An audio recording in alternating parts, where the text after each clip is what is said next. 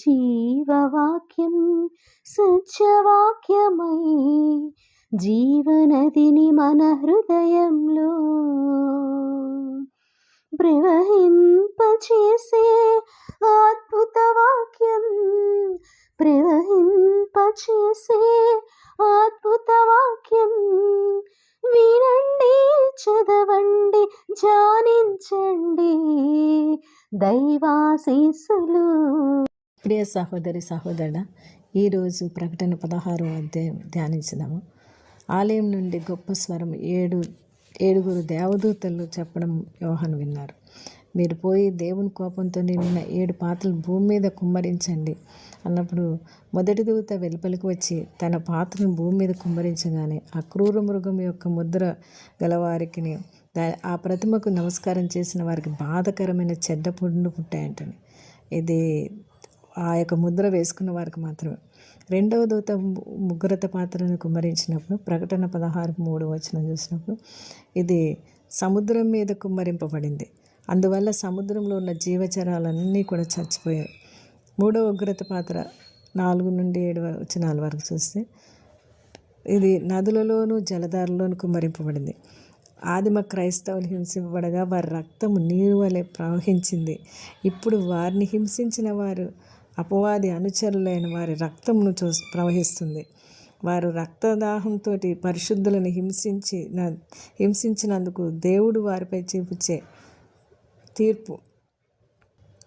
4వ ఉగ్రత పాత్ర 8-9 చూస్తే మనం సూర్యుని మీద కుమ్మరింపబడింది.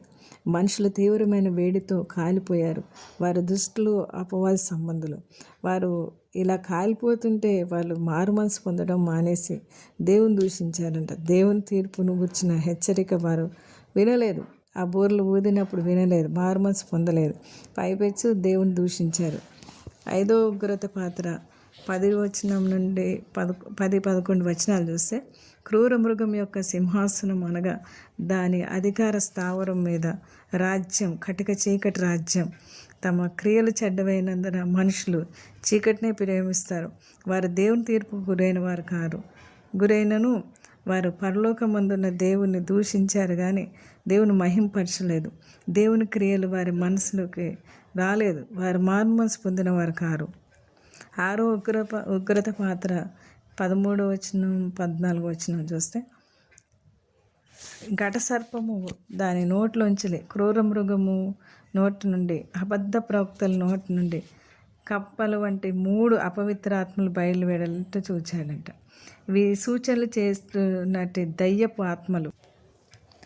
ఇవి ఏంటంటే సర్వాధికారి అనే దేవుని మహాదినమున జరుగు యుద్ధమునకు లోకమంతటా ఉన్న రాజులను పోగు చేయవాలని వారి యొద్ద నుండి బయలువెడను. అసత్యాన్ని ప్రచారం చేయడానికి సాతాను ఏజెంట్లు అన్నమాట ఈ దురాత్మలు. క్రీస్తు వారు దొంగవలే అనుకుని గడియలో వస్తారు. ఆయన రాకడ కొరకు మెలకుగా ఉంటూ తమ వస్త్రములను కాపాడుకుని వారు ధన్యులు ఉంది. ఈ మోసంలో పడకుండా ఉండాలంటే, మనం కాపాడబడాలంటే మనం మెలకుగా ఉండాలి. 7వ ఉగ్రత పాత్ర 17-21 చూస్తే 7వ ఉగ్రత పాత్ర వాయుమండల సమూహాల మీద కుమ్మరింపబడింది. సాతాను వాయుమండల సంబంధమైన అధిపతి. అవిధేయులైన వారిని ప్రేరేపించే శక్తి అధిపతి పైన కుమ్మరింపబడింది. ఎప్పుడైతే దాని మీద కుమ్మరింపబడిందో ఇంకా సమాప్తం అయిపోయింది అని గొప్ప స్వరం గర్భాలయంలోని సింహాసనం నుండి వచ్చిందంట. మెరుపులు, ధ్వనులు, ఉరుములు పుట్టాయి. పెద్ద భూకంపం కలిగింది. ప్రసిద్ధమైన మహాపట్నాలు 3 భాగాలైపోయాయి. అంజల పట్టణం కూలిపోయింది. తీవ్రమైన ఉగ్రత పాత్రను ఆ మహా బబులోనికి ఇవ్వబడింది. ప్రతి ద్వీపం పారిపోయింది. ప్రతి పర్వతము కనబడకుండా పోయింది. ఈ 5 మనుగుల బరువు గల పెద్ద వడగండ్లు ఆకాశం నుండి మనుషుల మీద పడినప్పుడు ఆ వడగండ్ల దెబ్బకు మిక్కిలి గొప్పదైన మనుషులు ఆ దెబ్బకు దేవుని దూషించారంట. తీర్పరి యేసుక్రీస్తేనండి. 5వ అధ్యాయంలో చూస్తే మనం ఆ గ్రంథాలు విప్పడానికి యోగ్యుడు, అర్హుడు అని ప్రకటింపబడింది. ముద్రలు విప్పడంలో, తీర్పు తీర్చడంలో, అవన్నిటినీ దేవుడు కంట్రోల్ చేయడంలో అన్నిట్లో పరాక్రమశాలి. క్రీస్తుని తిరస్కరించే వారి తీర్పు ఎలా ఉంటుందో మనం చూసాం. ఈ ఈ నాగరికత ప్రపంచంలో ఈ లోకం గతించిపోయేది. దేవుడు నీతిమంతుడు, పరిశుద్ధుడు. ఆయన కార్యాలు, చర్యలు అన్నీ మనం తెలుసుకున్న వారమై ఉండాలి. పవిత్రులుగా మనం జీవించాలి. పరిశుద్ధుల రక్తం చిందించిన వారి గతి చూసాం.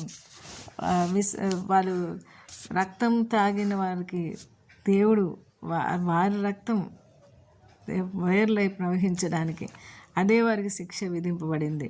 ఏదైతే వారు చేశారో దానికి తప్పకుండా అనుభవించాల్సి వస్తుంది. క్రీస్తు రెండవ రాకడ ఆయన బూరధ్వనితో, ఆర్భాటంతో, అగ్ని జ్వాలతో వస్తాడు. ప్రతి నేత్రం ఆయన చూస్తుంది. ఆయన పూడ్చిన వారు కూడా చూస్తారండి.